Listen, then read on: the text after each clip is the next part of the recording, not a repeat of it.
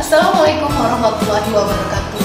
Saya Siti Husnul Khotimah, NIM 2309087037. Saya merupakan mahasiswi program Penda Pendidikan Sekolah Dasar Pasca Sarjana Universitas Profesor Dr. Hamka.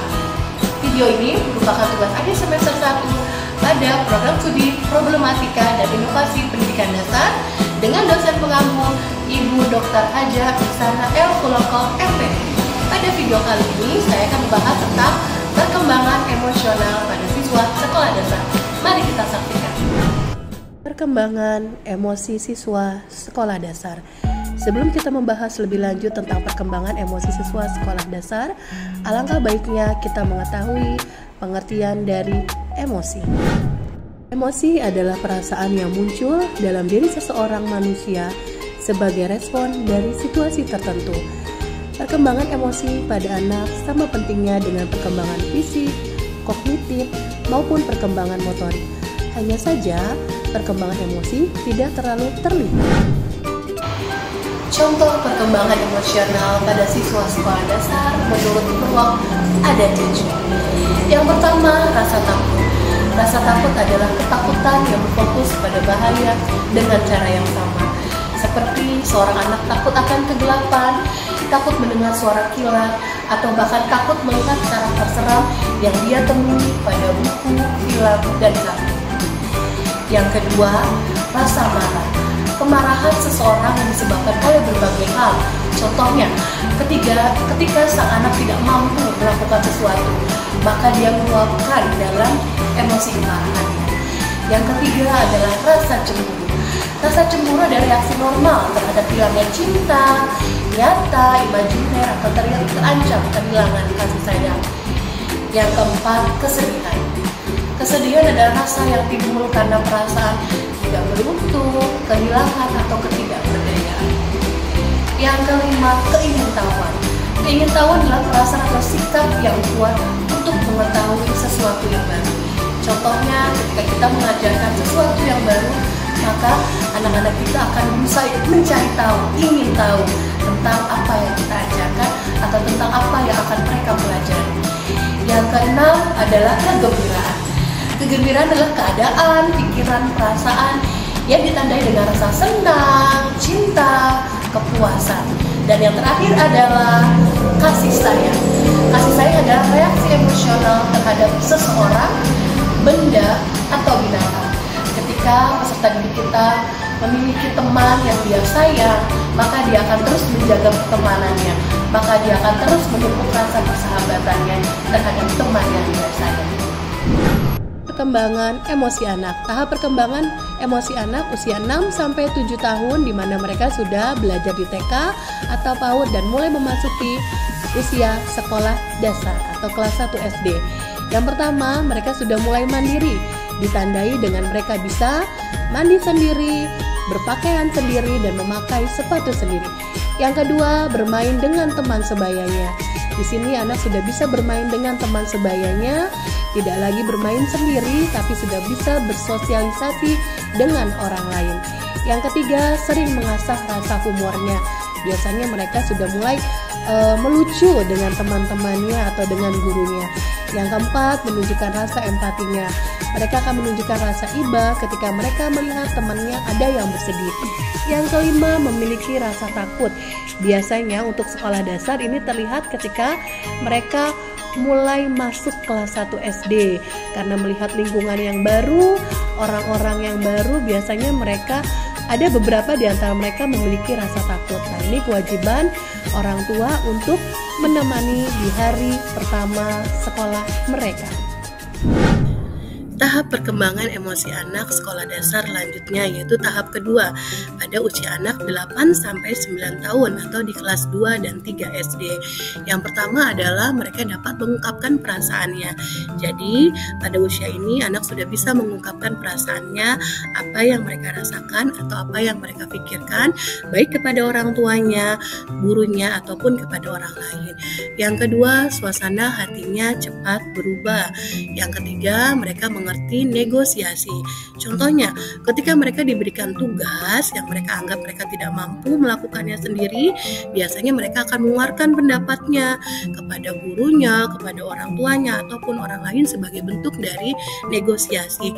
Yang keempat, mudah memaafkan. Jadi di usia ini sering sekali kita temui ada anak-anak yang sering bertengkar, tapi itu tidak berlangsung lama. Ketika kita orang dewasa ini bisa mendamaikan, maka mereka akan mudah memaafkan dan mereka dapat bermain kembali. Yang kelima, mereka dapat mengeluh tentang persahabatan. Jadi usia ini mereka itu bisa mengungkapkan atau berpendapat tentang apa yang temannya lakukan kepada mereka atau ketika bermain, baik itu kepada orang tuanya maupun kepada gurunya dan juga orang lain. Untuk tahap perkembangan emosi anak selanjutnya yaitu pada usia 10 sampai 11 tahun, di mana perkembangan emosinya adalah yang pertama, mereka mengerti pentingnya teman. Jadi mereka sadar seberapa pentingnya teman dalam kehidupan mereka. Jadi mereka sudah mulai bertoleransi dalam berteman. Yang kedua, mendekati masa pubertas. Ini merupakan usia di mana anak memasuki awal masa pubertas, di mana mereka sudah mulai memperhatikan penampilannya. Mereka sudah mulai menyukai lawan jenis, ataupun mereka sudah mulai senang berkumpul dengan temannya. Yang ketiga, pemikiran lebih logis. Jadi di usia ini mereka sudah tahu nih apa yang akan mereka pikirkan, sebab akibatnya atau baik buruknya. Jadi mereka sudah bisa berpikir panjang atau berpikir lebih logis.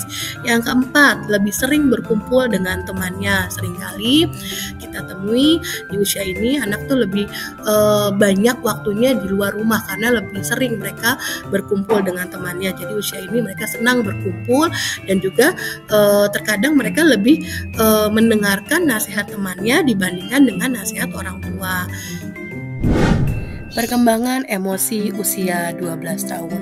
Usia 12 tahun adalah masa peralihan dari sekolah dasar menuju sekolah lanjutan tingkat pertama. Dan juga pada usia ini anak sudah memasuki masa pubertas. Yuk kita bahas bagaimana perkembangan emosinya. Yang pertama, mulai meluangkan banyak waktu untuk memperhatikan penampilannya. Mungkin sebelumnya mereka tidak begitu peduli tentang penampilannya.